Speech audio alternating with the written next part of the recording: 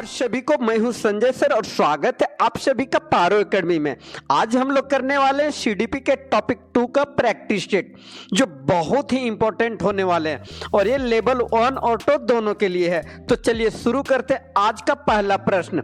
आज का पहला प्रश्न है, विकास का अर्थ क्या है? ऑप्शन ए केवल शारीरिक वृद्धि, बी केवल मानसिक वृद्धि, सी समग्र परिवर्तन या डी केवल वजन बढ़ना। तो इसका सही उत्तर होगा ऑप्शन सी, समग्र परिवर्तन।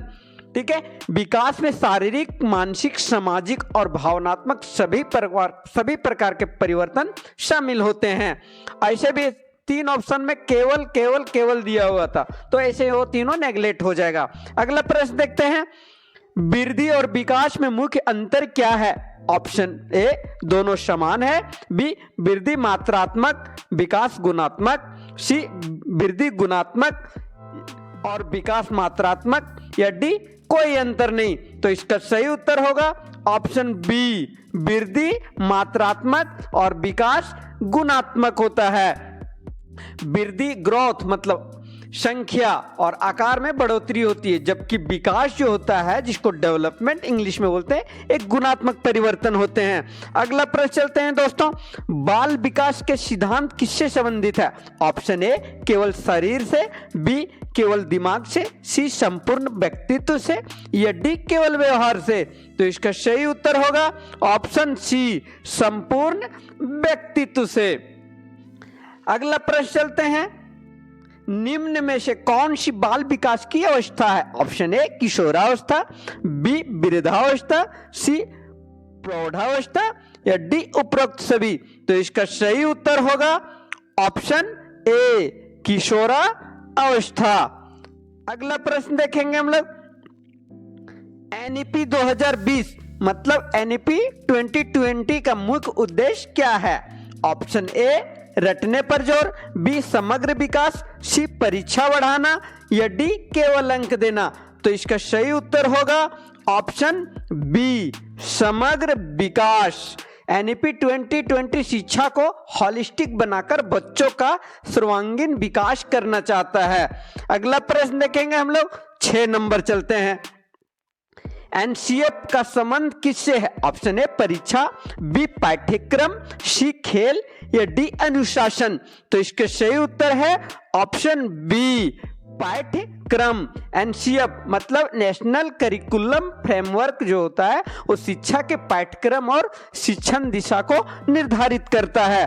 अगला प्रश्न देखेंगे 7 नंबर, बाल केंद्रित शिक्षा में किस पर जोर होता है? ऑप्शन ए शिक्षक, बी छात्र, सी पुस्तक या डी परीक्षा। तो इसका सही उत्तर होगा ऑप्शन बी, छात्र।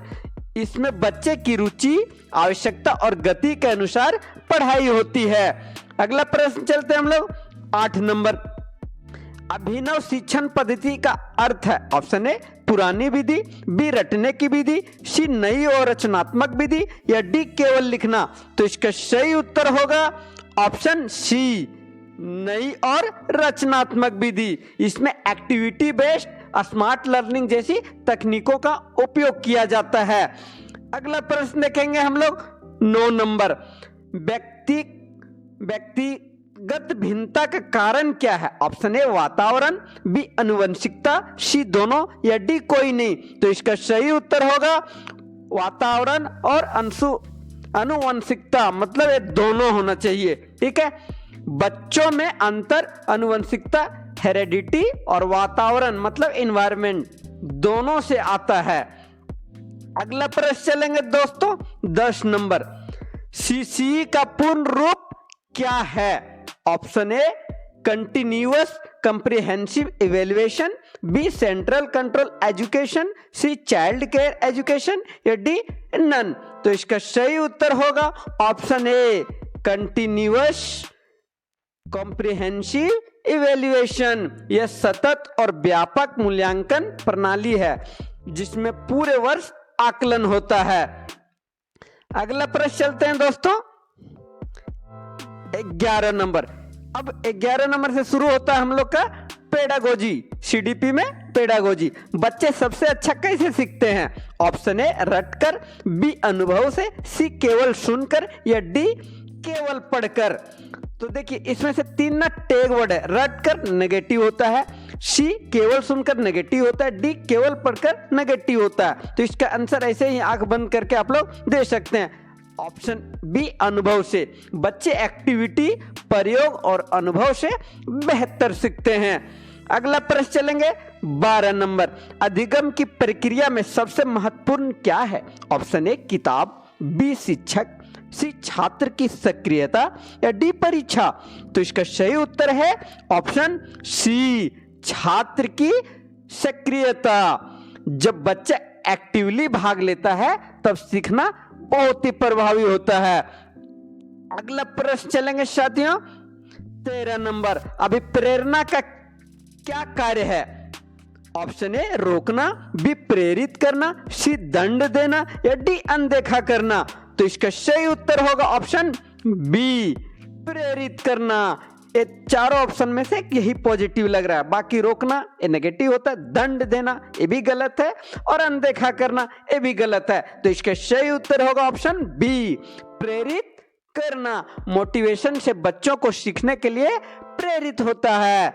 अगला प्रश्न चलेंगे 14 नंबर, संज्ञानात्मक विकास किससे संबंधित है? ऑप्शन ए भावनाएं, बी सोच और बुद्धि, सी शरीर या डी नैतिकता। तो इसका सही उत्तर होगा ऑप्शन बी, सोच और बुद्धि। ठीक है, इसमें सोचने, समझने, तर्क करने की क्षमता आती है। अगला प्रश्न चलेंगे साथियों 15 नंबर, आईसीटी का शिक्षा में उपयोग क्यों किया जाता है?